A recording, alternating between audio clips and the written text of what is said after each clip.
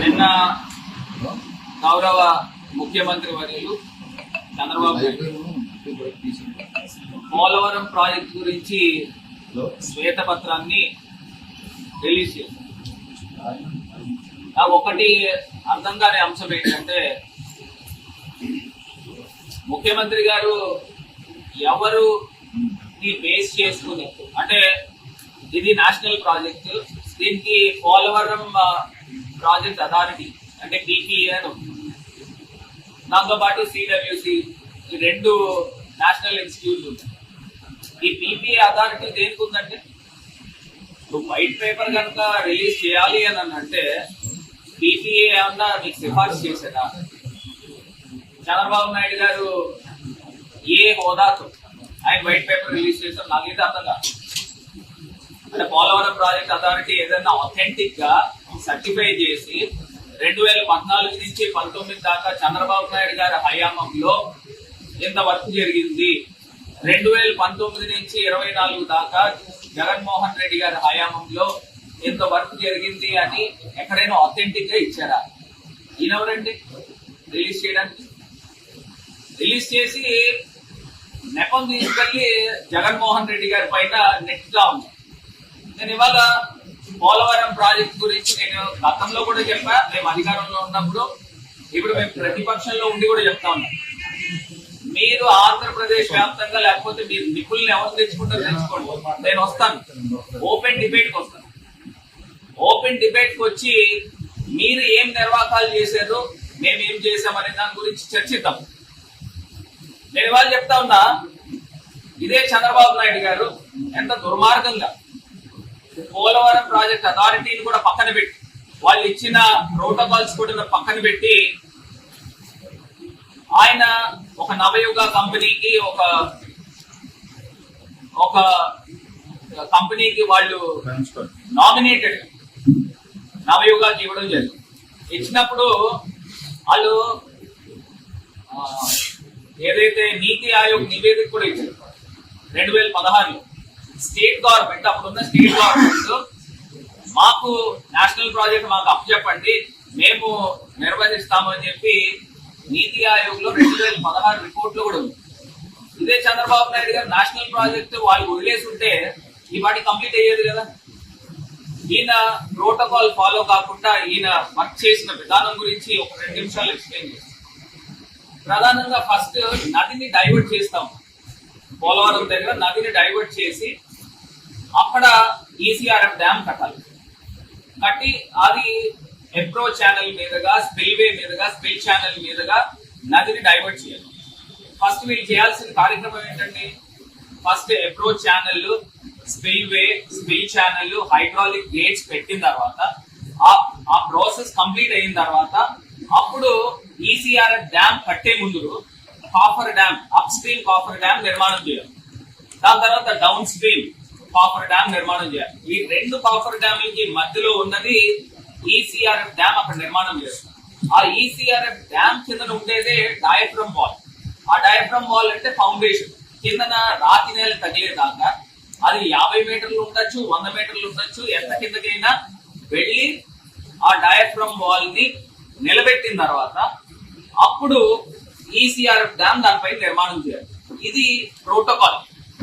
ఎవరిని పోలవరం ప్రాజెక్ట్ అథారిటీని అడిగినా వీళ్ళు ఎవరైనా చెప్పేదే ఇది. కానీ చంద్రబాబు నాయుడు గారు చేసిన తప్పిదం ఏంటంటే, స్పిల్వే స్టార్ట్ చేశారు, అప్రోచ్ ఛానల్ స్టార్ట్ చేశారు, స్పిల్ ఛానల్ స్టార్ట్ చేశారు. దీంతో పాటు హైడ్రాలిక్ గేట్స్ ఇంకా పెట్టలేదు అనుకోండి. ఇవి చేస్తూ ఇంకో పక్కన కాఫర్ డ్యామ్ పూర్తి చేయకుండా సగం కాఫర్ డ్యామ్ కట్టాడు. అదే రకంగా డౌన్ స్ట్రీమ్ కాఫర్ డ్యామ్ కూడా సగం కట్టాడు. దీంతో పాటు డయాఫ్రమ్ వాల్ ని సగం స్టార్ట్ చేశాడు. ఇవన్నీ ఒక్కసారి పెట్టుకోవడం వల్ల ప్రకృతి మన చేతిలో ఏముండదు. వరదలకి వచ్చినప్పుడు లాస్ట్ టైం 2021 అనుకుంటా, అప్పుడు వచ్చిన హైయెస్ట్ ఫ్లడ్ 28-29 లక్షల క్యూసెక్ వాటర్ వచ్చినప్పుడు 1 కిలోమీటర్న్నర వెడల్పు నుంచి నది వెళ్ళాలండి. వీళ్ళు తీసుకొచ్చి కాఫర్ డ్యామ్ ని ఒక పక్కనేమో 800 మీటర్లు ఎంతో పూడ్చారు, ఒక పక్కన 400 మీటర్లు ఓపెన్ పెట్టారు, ఇంకో పక్కన 200 మీటర్లు ఓపెన్ పెట్టారు.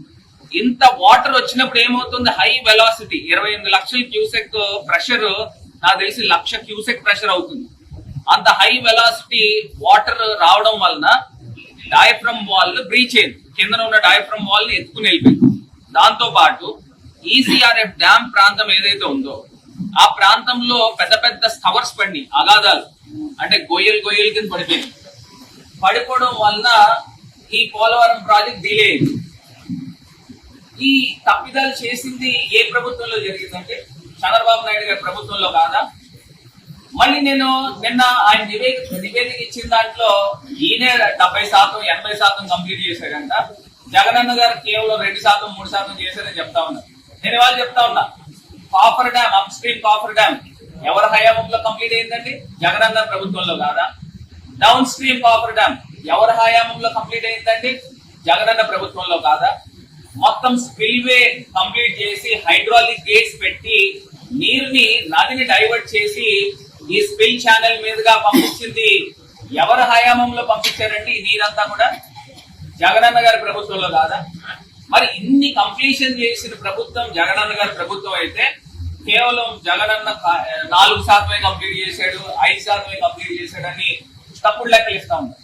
ఇవన్నీ పక్కన పెడితే ముందర పోలవరం ప్రాజెక్టు ఇంత అనర్థానికి దారి తీసిన భారతులు ఎవరో అని అడుగుతా ఉన్నారు. చంద్రబాబు నాయుడు గారు కాదా అని అడుగుతా ఉన్నారు. మరి ఇన్ని అబద్ధాలు చెప్తూ ఇవాళ ప్రజల్ని మోసం చేసే కార్యక్రమం చేస్తాం.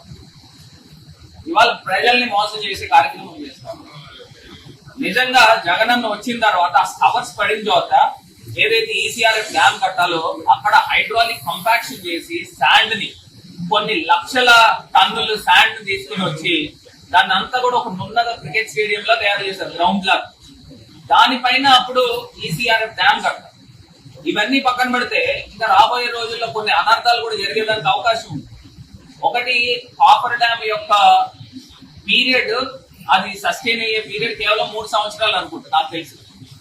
మరి కాఫర్ డ్యామ్ మొదలు పెట్టింది చంద్రబాబు నాయుడు గారి హయాంలో 4-5 సంవత్సరాల క్రితం మొదలు పెట్టింది. మరి దాని టెన్యూర్ ఎంతకాలం ఉంటుంది? దాని స్పాన్ ఎంతకాలం ఉంటుంది? మళ్ళీ కాఫర్ డ్యామ్, ఇప్పుడు ఈసీఆర్ఎఫ్ డ్యామ్ కింద ఉన్న డయాఫ్రమ్ వాల్ ఇప్పుడు దాకా కేంద్ర ప్రభుత్వం నిర్ణయం తీసుకోవాలా అంటే ఇంకొక డయాఫ్రమ్ వాల్ కట్టాలా అక్కర్లేదా అనే దానిపైన నిర్ణయం తీసుకోవాలా.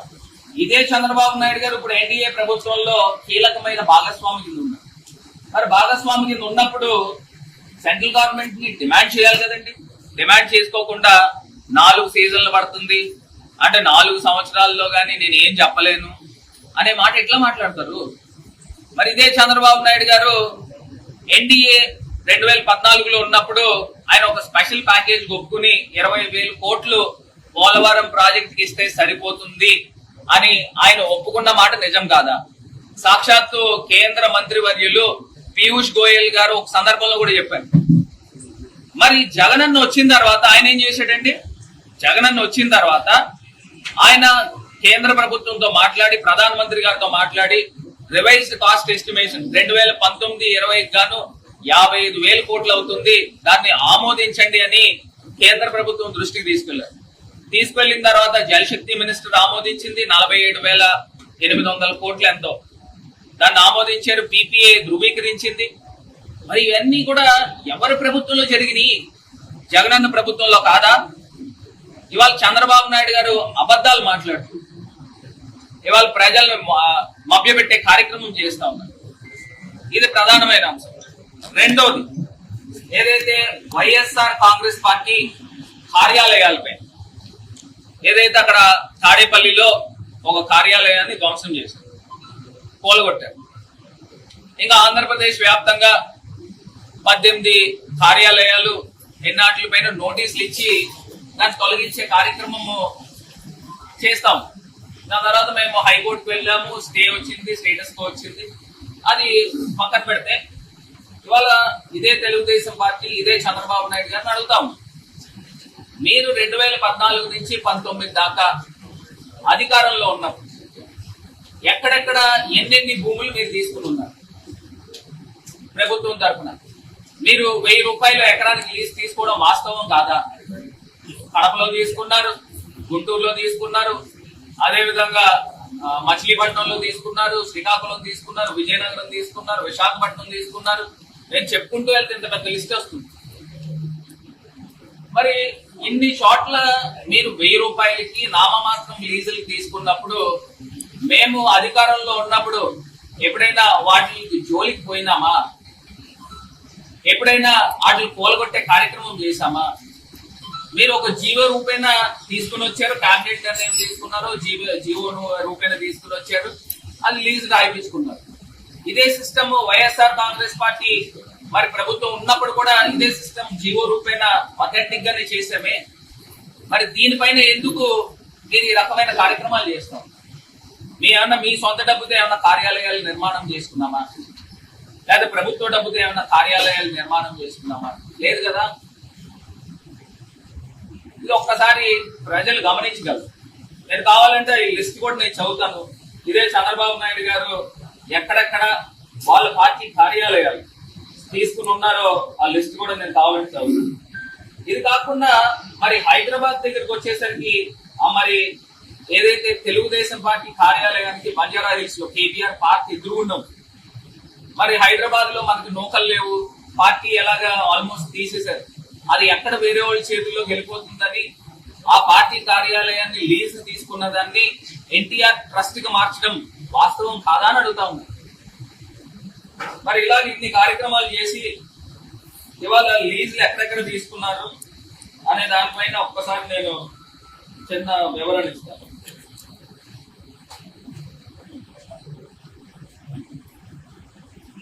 అదే రకంగా ఇంకొక అంశం ఏంటంటే ఈయన మీడియా పైన, ఎన్టీవీ పైన, TV9 పైన, సాక్షి పైన వీళ్ళందరూ ఏం చేస్తా ఉన్నారంటే అంటే కేబుల్ ఛానల్స్ కానీ మిగతా ఛానల్స్ కానీ ఏది కూడా టెలికాస్ట్ చేయకూడదని చెప్పేసి మీడియా పైన వీళ్ళు జులుం చూపిస్తా ఉన్నారు. నాకు ఒకటే ఆశ్చర్యం ఏంటంటే అంటే తెలుగుదేశం పార్టీకి మీ ప్రభుత్వానికి భజన కొడతా ఉండాలా? భజన కొట్టే మీడియానే మీరు తీసుకుంటారా? సరే పోనీ సాక్షి అంటే మా ఛానల్ మా పేపర్ అనుకోండి, మరి TV9 ఎన్టీవీ కూడా న్యూట్రల్ గా ఉన్నాయి కదా, వాటిని ఎందుకు మీరు బ్లాక్ చేసే కార్యక్రమం చేశారు? ఢిల్లీ హైకోర్టు ఎట్లాగా వాళ్ళకి ఆర్డర్స్ ఇచ్చారు, అయినప్పటికీ ఇప్పుడు దాకా కూడా ఇంకా రీఇనిషియేట్ చేయలేదే. మరి ఇది అన్ని కూడా ప్రజలు గమనించమని కోరుతా ఉన్నప్పుడు వాళ్ళు మీరు కేబుల్ ఆపితే ఆపుతారు కానీ ఈ ఫోన్లు ఆపలేరు కదా, యూట్యూబ్ లో వచ్చేవి ఆపలేరు కదా, అదే విధంగా టాటా స్కై కానీ మిగతా డిష్ ఛానల్స్ లో వచ్చేవి ఆపలేరు కదా. ఒకసారి ఇది కూడా మీకు ఎక్స్ప్లెయిన్ చేస్తాను ఎక్కడెక్కడ తీసుకున్నారు. కార్యాలయానికి ఇచ్చిన స్థలాల గురించి కాకుండా రూల్స్ లేవని చెప్పేసి నోటీసు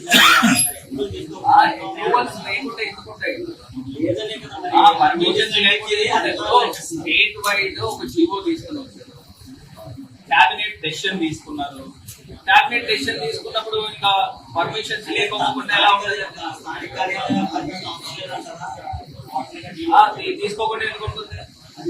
ఖచ్చితంగా పర్మిషన్ పెట్టకుండా మేము ఎందుకు చేస్తామండి?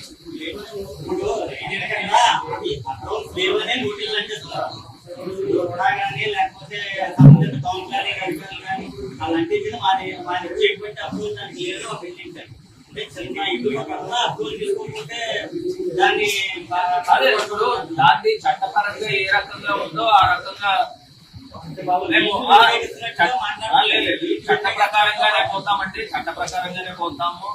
ఇప్పుడు గవర్నమెంట్ ఉంది, ఒకవేళ గవర్నమెంట్ మా పైన కక్షసాధింపు చర్యలు చేస్తే హైకోర్టు ఉన్నాయి, న్యాయ వ్యవస్థ పైన గౌరవం ఉంది, దాని ప్రకారంగానే పోతాము. దీంట్లో ఏ రకమైన రాజీ లేదు. సరే ఇది అదే దాని గురించే అండి, దాని గురించి హైకోర్టుకు వెళ్ళాం కదా. మాకు ఏ రకంగా అయితే న్యాయపరమైన చట్టపరమైన అవకాశాలు ఉన్నాయి అన్ని మేము అన్వేషిస్తాం, అన్ని అన్వేషించుకునే ముందుకు వెళ్తాం. ఇది రెండో అంశం అయితే, మూడోది ప్రధానంగా లోకల్ గా రాజమహేంద్రవరం సిటీ దగ్గరకు వచ్చేసరికి వీళ్ళ ప్రభుత్వం వచ్చిన దగ్గర నుంచి కూడా ఏ రకంగా విధ్వంసాలు పాల్పడతా ఉన్నారో నిజంగా రాజమండ్రిలో ఎప్పుడు ఈ కల్చర్ లేదు, ఈ రకమైన కొట్లాట్ల కల్చర్ లేదు. ఇవన్నీ కూడా పెంచేవాళ్ళు ఎవరు? నేను దేవన్ నుంచి కొట్టుకుంటానే ఉన్నా. నేను 5 సంవత్సరాలు ఎంపీ కింద ఉన్నా. ఎంపీ కింద ఉన్నప్పుడు నా హయాంలో ఎప్పుడైనా రాజమండ్రిలో ఈ రకమైన గొడవలకు కానీ దీనికి కానీ పోయిన సందర్భాలు ఉన్నాయా? ఎక్కడైనా జరిగినాయా? ఎంతసేపు పొద్దున్న లెగిస్తే డెవలప్మెంట్ డెవలప్మెంట్ డెవలప్మెంట్ అనే ప్రోగ్రామ్స్ తోనే ముందుకు పోయేవాళ్ళం కదా. ఇవాళ మోరంపూడి ఫ్లైఓవర్ గురించి మాట్లాడతాం. మురళీమోహన్ గారు సాధించారు. సరే, ఆయన శంకుస్థాపన చేశాడు. ఎన్ని సంవత్సరాలు అయిందంటే అది పని కాకుండా. నేను గతంలో కూడా చెప్పా ఎందుకు ఆగిపోయింది, దాని తర్వాత నేను ఏ రకంగా రీఇనిషియేట్ చేయించాను, ఏ రకంగా కేంద్ర మంత్రివర్యులను తీసుకుని వచ్చాను, ఆ శిలాఫలకాలు వేస్తాను. ఓకే, బానే ఉంది. మరి ఇవాళ ఇండోర్ స్టేడియం, క్రికెట్ స్టేడియం కి మరి మేము స్పెషల్ గ్రాంట్ తీసుకుని వచ్చి శిలాఫలకాలు వేసినాం. అవన్నీ టెండర్స్ ప్రాసెస్ లో ఉన్నాయి. మరి ఆ శిలాఫలకాలని తొలగించుకోకుండా మీరు మా శిలాఫలకాలను పెట్టి మీరు వర్క్ స్టార్ట్ చేస్తున్నారు కదా. మరి దాని మీద మీరు రెండోసారి ఏ రకంగా శంకుస్థాపన చేయబోతా ఉన్నారని నేను ఇవాళ ప్రశ్నిస్తున్నా. ఇవాళ ఇందాక ఒక మిత్రుడు చూపిస్తా ఉన్నాడు వీడియో, ఏదో పొద్దున్న ఎమ్మెల్యే గారు ప్రెస్ మీట్ ఏదో పెట్టారు, ఏదో స్టేక్ హోల్డర్స్ ని పిలిపించి గోదావరి బండ్ డెవలప్మెంట్ శంకుస్థాపన చేస్తారు. నేను ఒకటి అడుగుతా ఉన్నా, అప్పుడున్న మంత్రివర్యులు ఆదమూలపు సురేష్ గారు మున్సిపల్ శాఖ మంత్రివర్యుల చేత గోదావరి బండ్ కి సంబంధించి 26 కోట్ల రూపాయలతో స్పెషల్ గ్రాంట్ నిధులతో నా ఎంపీ ల్యాక్స్ నిధులతో అక్కడ మేము శంకుస్థాపన చేసాం. మళ్ళీ ఈయన ఇంకొకసారి శంకుస్థాపన చేస్తాడు. మరి అది ఎక్కడ ఎలా చేస్తాడో మరి నాకే తెలియదు. అంటే ఆ శంకుస్థాపన తీసి పాడేసి ఇప్పుడు ఉన్న శంకుస్థాపనలకి ఎలా దిక్కుముక్కు లేదనుకోండి, కన్స్ట్రక్షన్ అయిపోయిన తర్వాత కూడా దిక్కుముక్కు లేదు. అదే రకంగా అక్కడ తిలక్ రోడ్ లో కూడా అటు తిలక్ రోడ్ దగ్గర నుంచి చల్లా శంకర్రావు గారి వీధికి వెళ్లే దారి అది కూడా సీసీ రోడ్ వేయించినాం. వాళ్ళందరూ అడిగితే అక్కడ ఉన్న లోకల్స్ అందరూ కూడా అడిగితే సీసీ రోడ్ వేయించాను. అది కూడా శిలాఫలకాలని ధ్వంసం చేస్తారు.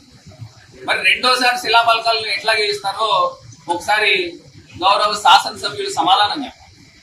ఇది కాకుండా స్టేక్ హోల్డర్స్ ని పిలుస్తారు. పిలిచి చేయండి, తప్పేం లేదు. కాకపోతే శిలాఫలకాలు రెండోసారి ఎట్లా చేస్తారు? మేము ఆల్రెడీ స్పెషల్ గ్రాంట్ రూపేనా దానికి మున్సిపల్ మినిస్టర్ గారు ఆల్రెడీ శంకుస్థాపన చేశారు. ఇవాళ రాజమండ్రిలో నేను ఒకటే చెప్తా ఉన్నా, డెవలప్మెంట్ లో పోటీ పడు, పరిపాలనలో పోటీ పడు, అంతే తప్పితే విధ్వంసాల్లోనూ రౌడీయిజంలోనూ గూండాయిజంలో మేము పోటీ పడలేము. అది కూడా చెప్తున్నాం, మేము పోటీ పడలేము. ఇది కాకుండా నిన్న రాత్రి ప్రచార రథాన్ని ఏ రకంగా నిప్పంటించారు? ఎవరంటించారు? ఎవరికి అవసరం? మాకు అవసరమా? మళ్ళీ పైపెచ్చు రకరకాల మాటలు చెప్తా ఉన్నారు, వీళ్ళు చేసుకుని ఉంటారు. అది ఏం మాట్లాడుతుంది? నేను ఒకటే చెప్తా ఉన్నా, పోలీస్ శాఖను కూడా ఒకటే చెప్తా ఉన్నా, నిష్పక్షపాతంగా దీనిపైన పూర్తి నివేదిక తీసుకోండి, ఎంక్వైరీ చేయండి. గతంలో కూడా ఈ ప్రబుద్ధులకి ఈ రకమైన అలవాటు ఉంది. గతంలో హీరో హోండాకి సంబంధించి ఒక ఆయన ఇంటి దగ్గర ఒక కారు ఉంటే ఆ కార్ని కూడా ఇదే రకంగా తగలబెట్టిన దాఖలాలు కూడా ఉన్నాయి గతంలో. నాకు తెలిసి ఒక 8 ఏళ్ళు 9 ఏళ్ళు 10 ఏళ్ళు అయ్యింది. అప్పుడు కూడా ఏ రకంగా ఈ ప్రబుద్ధులకు క్షమాపణ చెప్పారో వాళ్ళ ఇంటికి వెళ్ళి అది కూడా ఒకసారి గుర్తుకు చేసుకోమని ఆ వ్యక్తులు చెప్తాం. మరి ఆ సంస్కృతి గతంలోనే ఉంది. ఏమీ లేకుండా ఉన్నప్పుడే ఆ సంస్కృతి ఉంది. ఇప్పుడు అన్ని వచ్చిన తర్వాత ఏ రకంగా చేస్తా ఉన్నారో పట్టపగలు మోరంపూడి ఫ్లైఓవర్ దగ్గర ఏ రకంగా చేశారండి? ఆ ఫ్లైఓవర్ తీసుకుని వచ్చి కింద మీద పడి తన ములకలయ్యి సాధించింది మేము కాదా? మళ్ళీ నా శిలాఫలకం వేసింది. నువ్వు వేస్తే ఏంటి, వేయకపోతే అసలు అయినా వేయడానికి మీరెవరు? అక్కడ నేషనల్ హైవే అథారిటీ ఉంది, వాళ్ళు వేయాలి. మా సొంత డబ్బులతో మేము వేసాం. మీరెవరు అసలు? సొంత డబ్బులతో మీరు వేయడానికి ఎవరు? అక్కడ ఎవరైతే అథారిటీ ఉందో అథారిటీ వేయాలా? ఇవాళ ప్రజలు అన్ని కూడా గమనిస్తా ఉన్నారు. ఇవాళ ప్రజలు మీకు పట్టం కట్టింది ఇంకా పోటీ పడి పరిపాలనలో అభివృద్ధిలో ముందుకు వెళ్తారని పట్టం కట్టారు. అంతే తప్పితే ఈ రకమైన ధ్వంసాలు చేయడము, దహనకాండలు చేయడం గురించి కాదు. రాజమండ్రి ప్రశాంతమైన వాతావరణం ఉన్న ప్రదేశం. ఈ ప్రదేశంలో తీసుకొచ్చి ఇలా విధ్వంసాలు చేస్తా ఉన్నారు, భయభ్రాంతులకు గురి చేస్తా ఉన్నారు. మొన్న సాయి అనే ఒక పిల్లోడి పైన సీసీ ఫుటేజ్ దొరికింది. ఇంత బండరాయి తీసుకుని వచ్చి నెత్తికేసి కొట్టారు. ఆ వ్యక్తులు ఎవరో కూడా క్లియర్ గా పోలీస్ దగ్గరికి కూడా తీసుకుని వెళ్ళి పెన్ డ్రైవ్ కూడా ఇవ్వడం జరిగింది.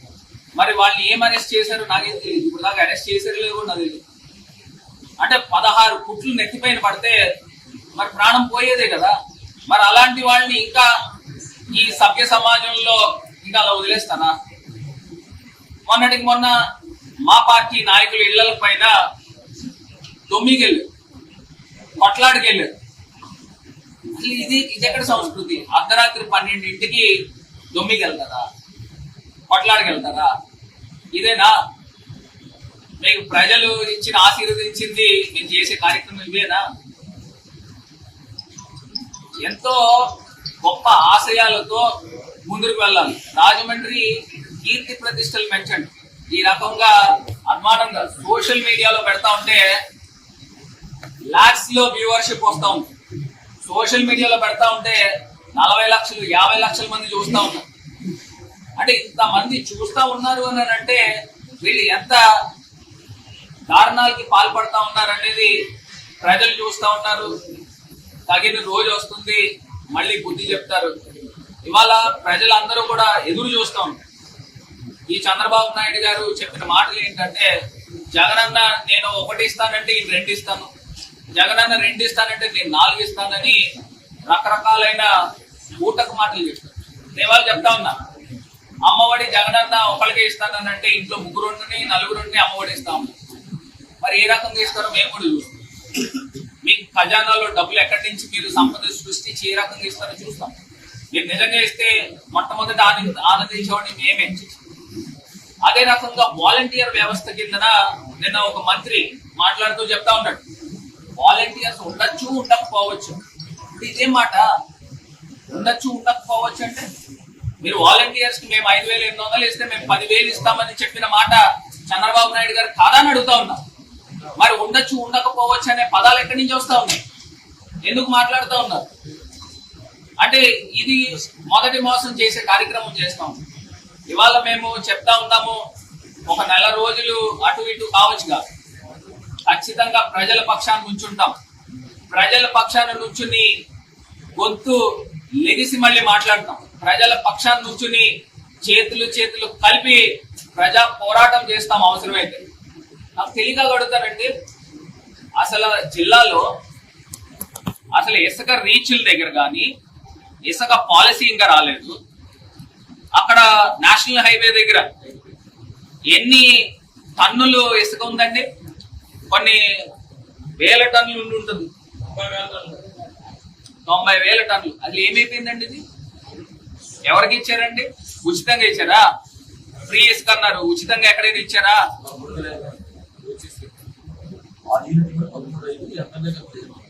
13,500 అంట. మరి 13,500 ఉచితంగానా? లారీ కిరాయి ఎంత అవుతుందండి? లోకల్ గా అయితే మహా అయితే 2,000 అవుతుంది, 3,000 అవుతుంది. లోడింగ్ కి మహా అయితే ఒక 500 అవుతుంది, 1,000 రూపాయలు అవుతుంది. ఈ 13,500 ఎక్కడికి వెళ్తుంది ఈ డబ్బు? నేను ఇప్పుడు లారీ పంపిస్తాను, ఉచితంగా వేస్తారండి? వేస్తారా? మరి ఈ రకమైన అవినీతి కార్యక్రమాలు చేస్తూ మళ్ళీ సన్నాయి నొక్కులు నొక్కుతున్నారు. మరి నా పైన ఏదో పాంప్లెట్లు వేసారు, ప్రజలు నమ్మారు. పాపం నేను నిజంగా 25% కమిషన్లు తీసుకుని ప్రజలు నమ్మారు. మరి మీ అధికారంలోకి వచ్చారు కదా, ప్రూవ్ చేయండి, ప్రూవ్ చేయండి. నేను అప్పుడు ఛాలెంజ్ చేశాను, ఇప్పుడు ఛాలెంజ్ చేస్తున్నా. అంటే ప్రజలు నమ్మారు మీరు చెప్పిన మాటలు. నిజంగా నేనేంటో నాకు తెలుసు, పైన ఉన్న భగవంతుడికి తెలుసు.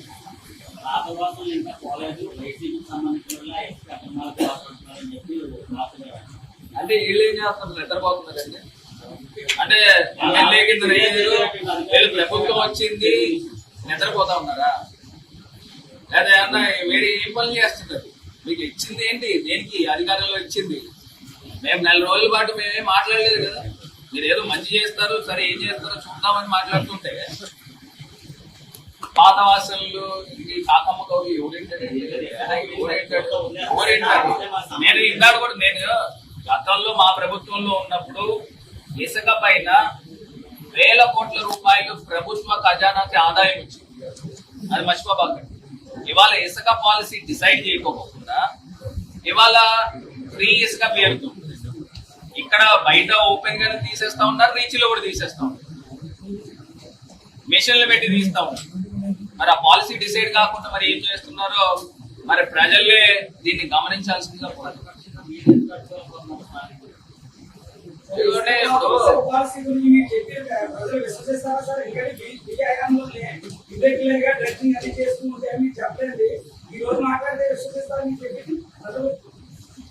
ప్రజలకి కళ్ళు ఉంటాయి కదండి. నేను ఇందాక మీరు నేను అడుగుతా ఉన్నా, ఇందాక నేను చెప్పిన ప్రశ్నకి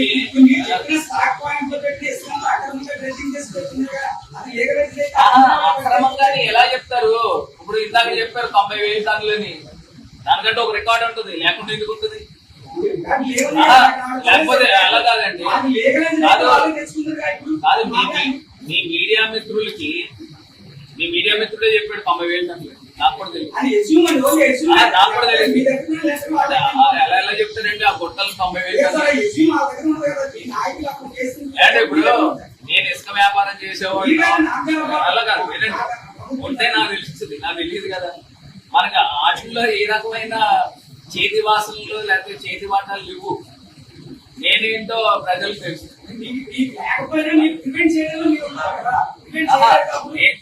అట్లా కాదు, మీరు ఇలాంటి ప్రశ్నలు అడుగుతారనే ప్రభుత్వానికి వేల కోట్ల ఆదాయం వచ్చింది. ఇది ఫ్రీ ఇసుక అని చెప్పి 13,500 రూపాయలకి 6 టన్నులు లారీ ఎట్లా అమ్ముతారని అడుగుతున్నా. అది ప్రశ్నిస్తున్నా. మీరు మీడియానే కదండి, మీరు 10 లారీలు పంపించండి. ఇట్లా కాదు, సరే ఇది నీతివంతంగా చేస్తున్నారని మీ భావన, అది మీ భావన కావచ్చు, కానీ ప్రజలకు కాదు. ఓకే, మనం హ్యాపీగా కూర్చొని 1 to 1 చేస్తాం. ఓకేనే, చాలే.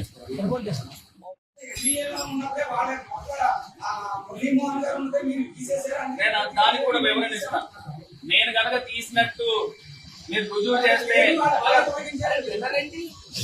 మీరు ప్రశ్నిస్తారు కదా, నేను తీసినట్టు లేక నా మనుషులు తీసినట్టు రుజువు చేస్తే రాజకీయాల నుంచి తప్పుకుంటాం. అది కూడా చెప్తున్నా. అంటే ఇప్పుడు నేషనల్ హైవే అధికారులు ట్రైన్ కి అవసరం వచ్చో, రోడ్డుకి అవసరం వచ్చో, లేదా ఫ్లైఓవర్ మధ్యలో ఉందనో వాళ్ళు తొలగిస్తే వాళ్ళు తొలగించారు. నన్ను అడుగుతారు ఏంటండి? కాదు, నేను కాంట్రాక్టర్నా లేకపోతే నేను నేషనల్ హైవే అధికారులనా? నన్ను అడుగుతారేంటి? అసలు నన్ను అడుగుతారేంటి? ఇప్పుడు నేషనల్ హైవేకి రోడ్డు కట్టవచ్చు, ట్రైన్ కట్టవచ్చు, వాళ్ళు తీసి ఉండొచ్చు, వాళ్ళు కంప్లీషన్ టైం కి పెట్టి ఉండొచ్చు, లేదా పెట్టకపోయి ఉండొచ్చు, లేదా పెట్టి ఉండవచ్చు, పెట్టబోతారేమో. కాకపోతే ఒకటైతే నేను ధృవీకరించాను, గతంలో మురళీమోహన్ గారి టైంలో శాంక్షన్ అవ్వడం వాస్తవమే. కాకపోతే అధికారులు వచ్చిన తర్వాత నివేదిక రాసుకున్న తర్వాత ఆ ఫ్లైఓవర్ అవసరం లేదు అని చెప్పేసి రిపోర్ట్ రాసుకుని వెళ్ళిపోయారు. అంటే అది క్యాన్సిల్ అయినట్టే. మళ్ళీ దాన్ని నేను రీఇనిషియేట్ చేశాను. అదే నేను చెప్తా ఉన్నా. ఇప్పుడు ఇదే ప్రశ్న ఇప్పుడు అధికార పార్టీకి కూడా వేయండి. క్రికెట్ స్టేడియం, ఇండోర్ స్టేడియం రోజా గారు తీసుకుని వచ్చి శంకుస్థాపన చేశారు, టెండర్ ప్రాసెస్ లో ఉంది. ఆదిమూలపు సురేష్ గారు గోదావరి ఫ్రంట్ ఆయన శంకుస్థాపన చేశారు.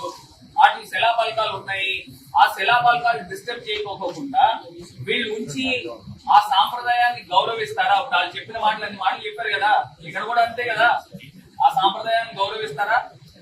అది కూడా మీరే సాక్ష్యంగా నేను మాట్లాడుతున్నాను.